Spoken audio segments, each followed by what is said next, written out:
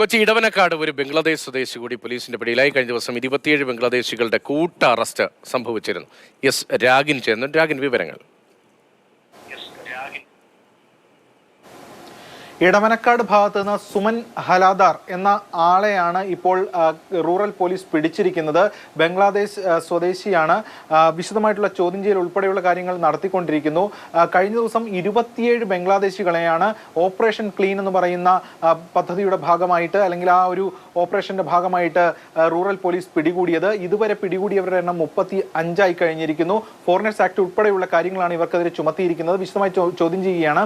ഇതിൽ നേരത്തെ സൂചിപ്പിച്ചത് പോലെ ഏജന്റാണ് രേഖകൾ തയ്യാറാക്കി നൽകിയത്. മാത്രമല്ല, ഇന്ത്യ ബംഗ്ലാദേശ് അതിർത്തിയിലെ നദി കടന്നാണ് ഇയാൾ ഇവിടെ എത്തിയത്. അങ്ങനെ പലരും അത്തരത്തിൽ ഫേക്ക് ഐഡിയുമായി എത്തി, അല്ലെങ്കിൽ അത്തരം കാര്യങ്ങൾ വ്യാജമായി നിർമ്മിച്ചുകൊണ്ട് ഇവിടെ താമസിക്കുന്നു എന്ന വിവരത്തിന്റെ അടിസ്ഥാനത്തിൽ വലിയ ഓപ്പറേഷനാണല്ലോ ബംഗ്ലാദേശ് സ്വദേശികൾ അനധികൃതമായി ഇവിടെ എത്തിയവരെ കണ്ടെത്താൻ വേണ്ടി നടക്കുന്നത്. അവരുടെ ഉദ്ദേശം എന്താണ്? അതിന് മറ്റെന്തെങ്കിലും വലിയ ഉദ്ദേശങ്ങളുണ്ട് എന്നൊരു നിഗമനം ഈ അന്വേഷണ ഉദ്യോഗസ്ഥർക്കുണ്ട്? അതോ തൊഴിൽ തേടിയെത്തിയവരാണ്, വ്യാജരേഖ ചമച്ചെത്തിയവരാണ്, ആ നിലയിലുള്ള ഗൗരവതരമായ കുറ്റമാണോ അവർക്കെതിരെ? അതോ മറ്റെന്തെങ്കിലും ഉദ്ദേശം ഇവരുടെ ഈ ഇന്ത്യയിലേക്കുള്ള വരവിനുണ്ട് എന്ന് പോലീസ് പറയുന്നുണ്ടോ?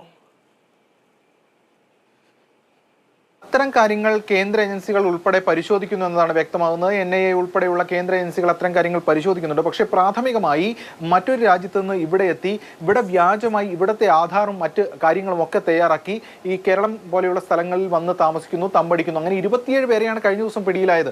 അപ്പോൾ അത് സ്വാഭാവികമായും തന്നെ പ്രിലിമിനറി തന്നെ ഒരു കുറ്റകൃത്യം തന്നെയാണ്. അതിന്റെ അടിസ്ഥാനത്തിലാണ് റൂറൽ പോലീസ് ഇപ്പോൾ കേസെടുത്ത് മുന്നോട്ട് പോകുന്നത്. പക്ഷേ ഇവരുടെ ഉദ്ദേശം, മറ്റു കാര്യങ്ങൾ ഉൾപ്പെടെയുള്ളവ സംബന്ധിച്ചുള്ള വിശദമായിട്ടുള്ള അന്വേഷണം പോലീസും അതോടൊപ്പം തന്നെ ആന്റി ടെററിസ്റ്റ് വിങ്ങും കൂടാതെ NIA ഉൾപ്പെടെയുള്ള ഏജൻസികളും നടത്തുന്നു എന്നതാണ് ഈ ഘട്ടത്തിൽ ലഭിക്കുന്ന വിവരം.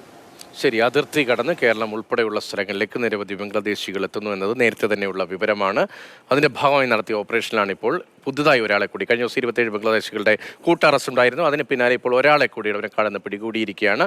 എന്താണ് ഇവരുടെ എല്ലാം ഉദ്ദേശം? ഈ വരവിന് പിന്നിൽ ആരെല്ലാമാണ്, ആരൊക്കെയാണ് വ്യാജരേഖ ചമച്ചതെന്നടക്കമുള്ള കാര്യങ്ങൾ അന്വേഷിക്കുന്നതാണ് എസ് രാഗൻ റിപ്പോർട്ട് ചെയ്യുന്നത്.